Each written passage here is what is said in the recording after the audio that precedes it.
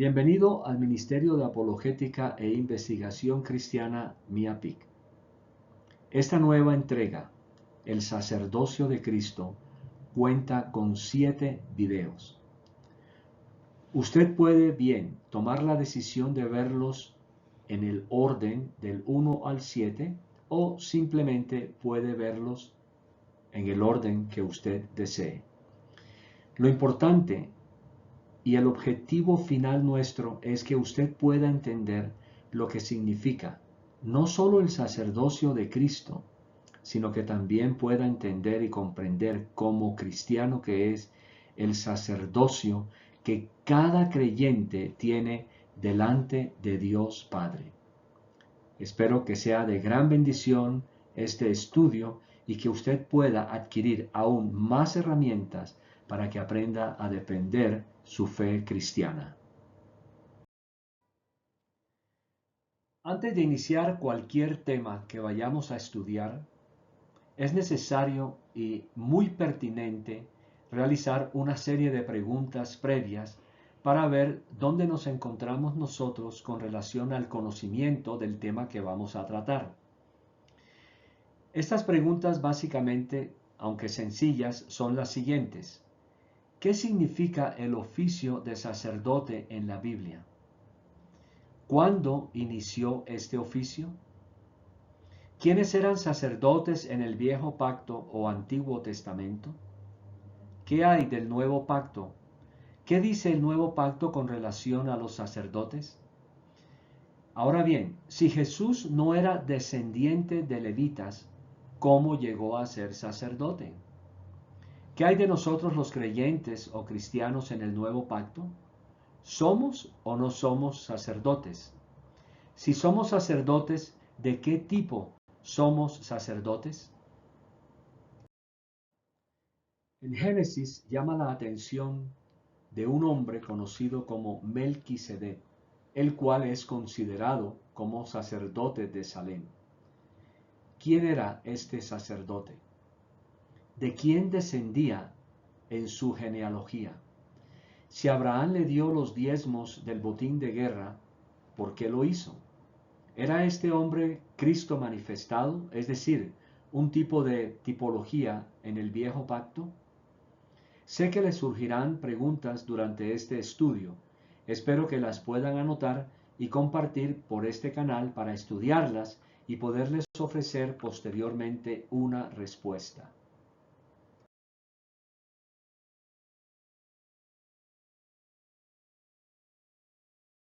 Desde nuestra escuela y desde este ministerio, siempre hemos enseñado que cuando usted va a realizar cualquier estudio o tema de la escritura, es importante conocer el significado de las palabras. En este caso, como estamos hablando de sacerdocio y particularmente el de Cristo, pues vamos a estudiar el significado de la palabra sacerdocio. Esta palabra aparece por primera vez en Éxodo 29:9. De acuerdo a la concordancia electrónica Strong, cuenta con 30 entradas. 21 veces está en el Nuevo Pacto y 9 veces en el Nuevo. Lo interesante de todo es que de estas 9 veces que aparece en el Nuevo Pacto, solo en la epístola a los Hebreos se usa esta palabra en 5 ocasiones. Esta palabra sacerdocio es keuná, Éxodo 29:9, que significa y se usa 13 veces para sacerdocio y una para ministerio. Por lo tanto, no es una palabra que tenga múltiples significados. Y esto nos ayuda mucho para el estudio de nuestro tema.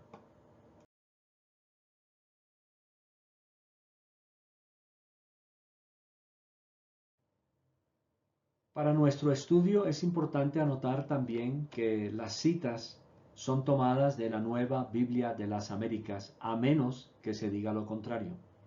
Leamos Éxodo 29:9. Dice así la Escritura: les ceñirás los cinturones a Aarón y a sus hijos, y les atarás las mitras, y tendrán el sacerdocio por estatuto perpetuo. Así consagrarás a Aarón y a sus hijos. La palabra consagrar es básicamente separarlos para el servicio de Dios. ¿Ha sido usted consagrado para el servicio de Dios? Es decir, ¿ha sido usted apartado? Yo quiero que vaya teniendo en cuenta todas estas palabras, estas frases, porque le va a ayudar más adelante a entender si realmente es usted o no un sacerdote delante de Cristo. Pero vamos a leer este versículo en otra versión. Para esta versión he utilizado la Biblia textual cuarta edición. Éxodo 29:9 se lee de la siguiente manera: y les ceñirás el cinto y les atarás las tiaras o mitras, y tendrán el sacerdocio por estatuto perpetuo. Así llenarás la mano de Aarón y la mano de sus hijos. Más adelante el versículo 24 dice: y lo pondrás todo en manos de Aarón y en manos de sus hijos, y lo mecerás como una ofrenda mecida delante de Yahweh. De acuerdo a la traducción de la Biblia textual cuarta edición, llenarás, es decir, consagrarás. La consagración solía hacerse poniendo en la mano del sacerdote la muestra de su servicio. Aquí se usan ciertas porciones de las ofrendas para ese propósito. Note usted en la diapositiva que tiene a mano izquierda unas manos. Muy bien, el trabajo de la consagración era colocarle al sacerdote levita todas las ofrendas para este propósito en sus manos y así presentarlas delante del Señor. De acuerdo a la Reina Valera del 60, la palabra sacerdote cuenta con 814 resultados. Aparece por primera vez en Génesis 14:18 con referencia a Melquisedec, personaje del que hablaremos más adelante. Dice la Escritura: y Melquisedec, rey de Salem y sacerdote del Dios Altísimo, le llevó pan y vino a Abraham. Esta palabra Dios Altísimo se ha traducido al idioma español del hebreo El Elión. Entonces, ya tenemos claro de dónde provienen la palabra sacerdocio y sacerdote. El significado de la palabra sacerdote viene del hebreo Cohen, de ahí cohenitas, y en español significa sacerdote, sacerdotes, pontífice. La Reina Valera de 1909 tiene 425 veces la palabra sacerdote, 305 sacerdotes, pontífice 3, sacerdotales 3, príncipes 2, levitas 1, principal 1 y sacerdocio 1. ¿Existen todavía cohenitas en el judaísmo? Sí. De hecho, los sacerdotes en las sinagogas se conocen como cohenitas y siguen siendo obviamente descendientes de la tribu de Leví. En lo particular, nuestro ministerio MIAPIC siempre tratamos de explicar cosas de manera tal que los estudiantes o aquellas personas que nos escuchan no tengan dudas o vacíos. Obviamente tratamos de hacer todo lo posible para explicarles. No creo que tengamos siempre pues toda la disponibilidad. Pero si ustedes notaron en las diapositivas anteriores, hay una palabra que es muy interesante: pontífice. ¿Ok? ¿Por qué se usa esta palabra? Vamos a ver. Noten que esta palabra se usa en la Reina Valera de 1909, es decir, a diferencia de la de 1960 que no aparece. Esta palabra generalmente se usaba, término pasado, para designar al sacerdote que estaba al frente de los asuntos sacerdotales.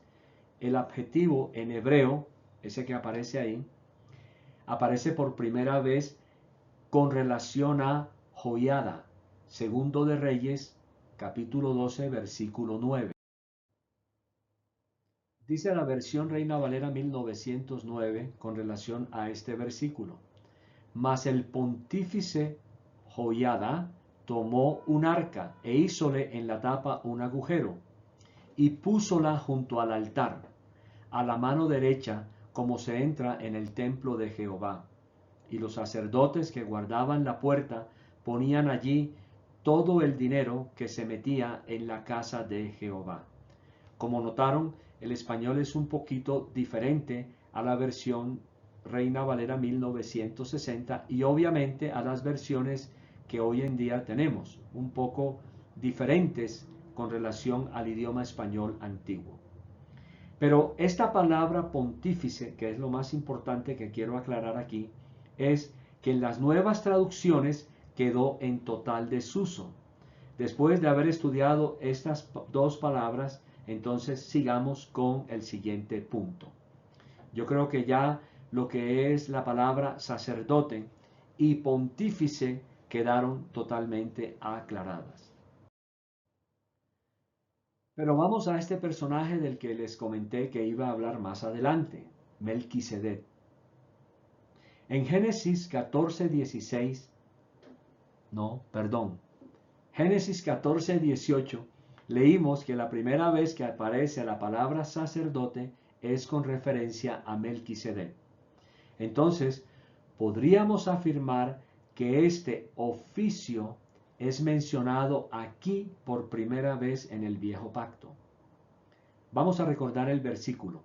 Y Melquisedec, rey de Salem y sacerdote del Dios Altísimo, le llevó pan y vino a Abraham. En hebreo, el Elión también es Dios Altísimo. ¿Ok? Porque recordemos que estamos ahora en el Viejo Pacto, por lo tanto, estamos utilizando obviamente el hebreo. Pero ¿quién es este personaje? De acuerdo con las escrituras, Melquisedec es el rey de Salem y sacerdote del Dios Altísimo. Notamos que cuenta con dos oficios, rey y sacerdote.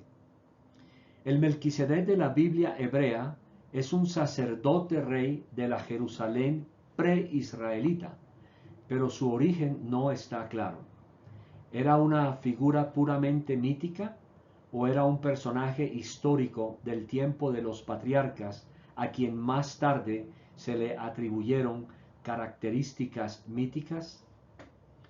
Es importante que usted, al final de esta presentación, pueda leer cada una de las referencias, porque es importante que usted conozca, obviamente, diferentes teorías acerca de quién es este personaje como tal.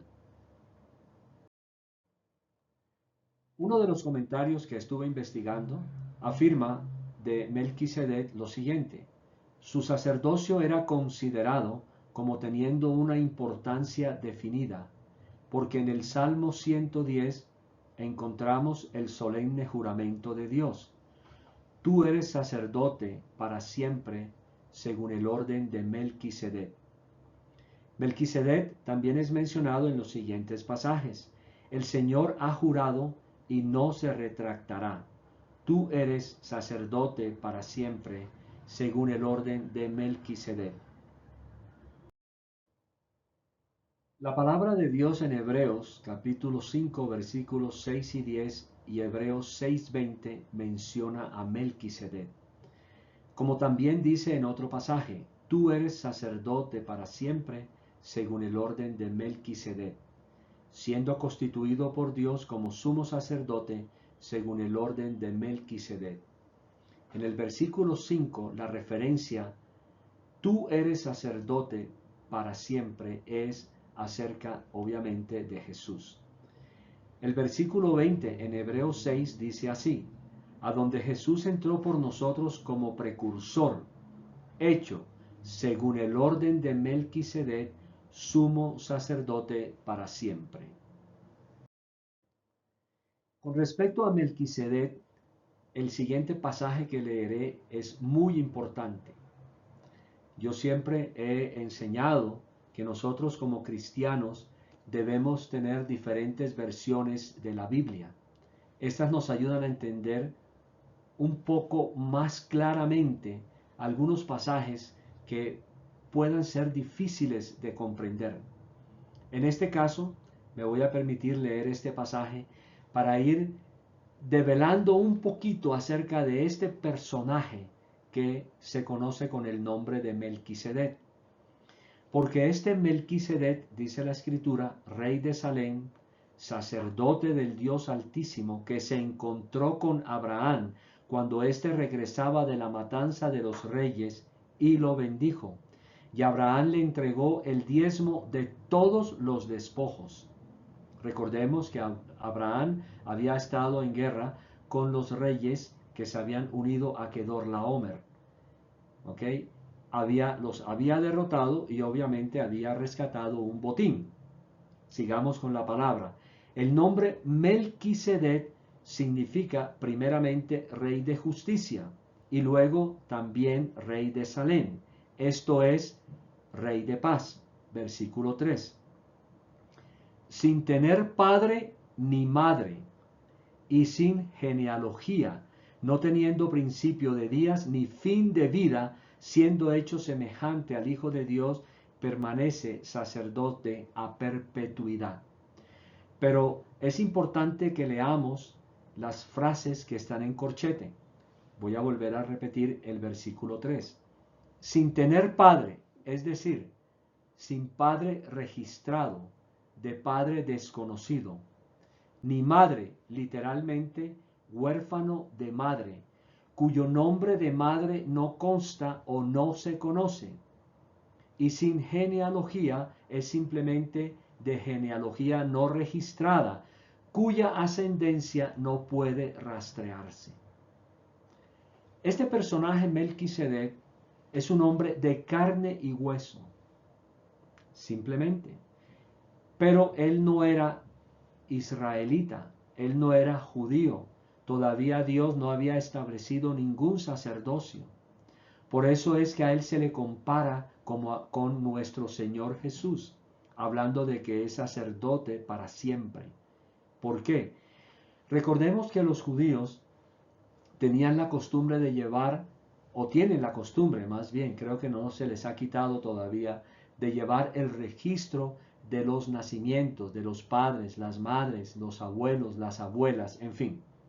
Pero este hombre, Melquisedec en particular, no tenía registro de su padre, era desconocido, el nombre del padre obviamente, tampoco tenía el nombre o el registro de su madre como para decir yo soy sacerdote por esto y esto, no. Y sin genealogía, es decir, no había de él ninguna genealogía registrada, ni ninguna ascendencia que pudiera rastrearse en siglos o años anteriores. Ok, espero que esto vaya quedando claro para todos nosotros. Vamos a leer acerca de Jesús y Melquisedec en otra versión, en la traducción en lenguaje actual. Vamos a leer Hebreos 7:3. Nadie sabe quiénes fueron sus padres ni sus antepasados, ni tampoco cuándo o dónde nació y murió. Por eso él, como sacerdote, hablando de Melquisedec, se parece al Hijo de Dios, que es sacerdote para siempre. A ver, es importante que entendamos este punto. Yo les hago una pregunta, es simple. La respuesta también obviamente es simple. El Hijo de Dios tiene registrado, el Hijo de Dios tiene registrado padres o antepasados como Dios. ¿No? Sabemos que el Hijo de Dios es Dios. Por eso les pregunto, ¿tiene el Hijo de Dios, Dios mismo, registrado padres o antepasados? No. Sabemos que Él es eterno. Por lo tanto, podemos decir que Él ni nació ni murió. Él es Dios eterno. Por eso la Escritura afirma con relación a Melquisedec que es similar al Hijo de Dios, o se parece al Hijo de Dios, que es sacerdote para siempre. Espero que esto les haya aclarado aún más cualquier duda. A pesar de que Leví aún no había nacido, la simiente de la cual provino ya existía en el cuerpo de Abraham cuando Melquisedec recibió su diezmo. Entonces, si el sacerdocio de Leví, sobre el cual se basó la ley, hubiera podido lograr la perfección que Dios propuso, ¿por qué fue necesario que Dios estableciera un sacerdocio diferente, con un sacerdote según el orden de Melquisedec, en lugar del orden de Leví y Aarón? Ese cambio resulta aún más evidente, ya que ha surgido un sacerdote diferente, quien es como Melquisedec, y el salmista lo señaló cuando profetizó: tú eres sacerdote para siempre, según el orden de Melquisedec.